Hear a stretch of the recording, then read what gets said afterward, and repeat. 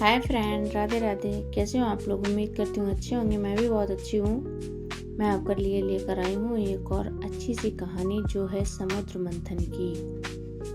जो देवताओं का समुद्र मंथन हुआ था, ये उस टाइम की कहानी है। तो आप लोग सुनिए और फुल वॉच कीजिए और कमेंट कीजिए। चलिए शुरू करते हैं। प्राचीन काल में देवता और असुर दोनों ही शक्तिशाली थे, लेकिन समय के साथ देवताओं की शक्ति क्षीण होने लगी। इसका कारण था ऋषि दुर्वासा का श्राप, जिससे देवताओं का तेज और बल समाप्त हो गया। देवता चिंतित होकर भगवान विष्णु के पास पहुंचे।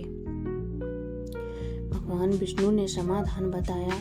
यदि समुद्र मंथन किया जाए और उससे निकलने वाला अमृत देवता पी लें तो वो फिर से अमर और अजर हो जाएंगे, शक्तिशाली बन जाएंगे।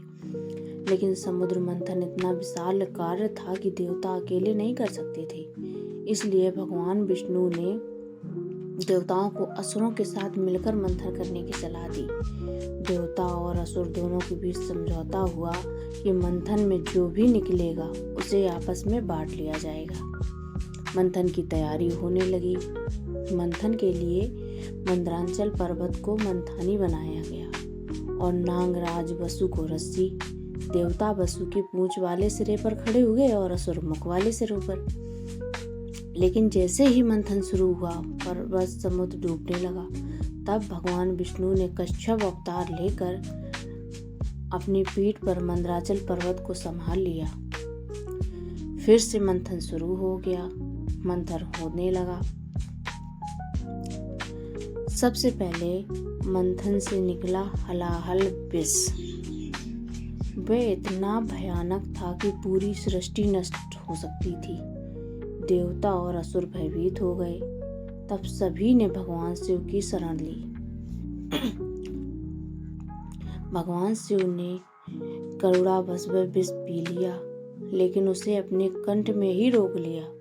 विष के प्रभाव से उनका कंठ नीला पड़ गया और वे नीलकंठ कहलाए।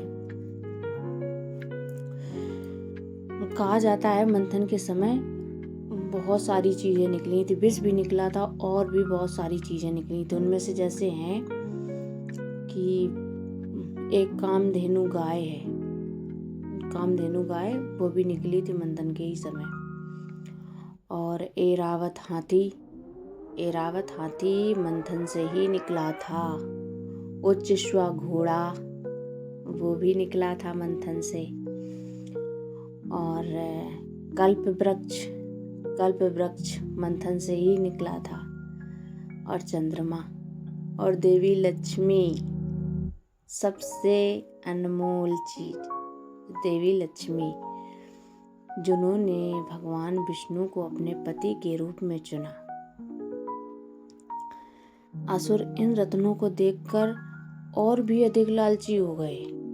अब तो उनका मन और भी मंथन में लगा हुआ था कि और भी कुछ निकलेगा। सबसे लास्ट में प्रकट हुआ अमृत। अंत में समुद्र से धनवंतरी प्रकट हुए, जिनके हाथ में अमृत कलश था। अमृत को देखते ही असुरों ने छल किया और कलश छीन लिया। देवता दुखी हो गए। तब भगवान विष्णु ने मोहिनी अवतार धारण किया।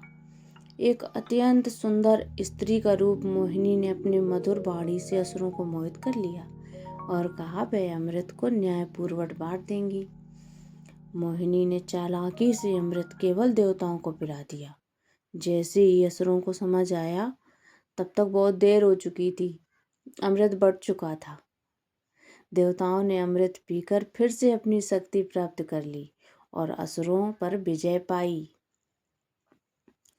ये कथा हमें ये सिखाती है कि धैर्य और सहयोग से महान लक्ष्य प्राप्त किया जा सकता है। लालच और छल अंततः विनाश की ओर ही ले जाते हैं और ईश्वर की कृपा से असंभव भी संभव हो जाता है। तो कैसी लगी आप लोगों को हमारी ये कहानी? आप लोग जो कमेंट कीजिए और फुल वॉच कीजिए। राधे राधे।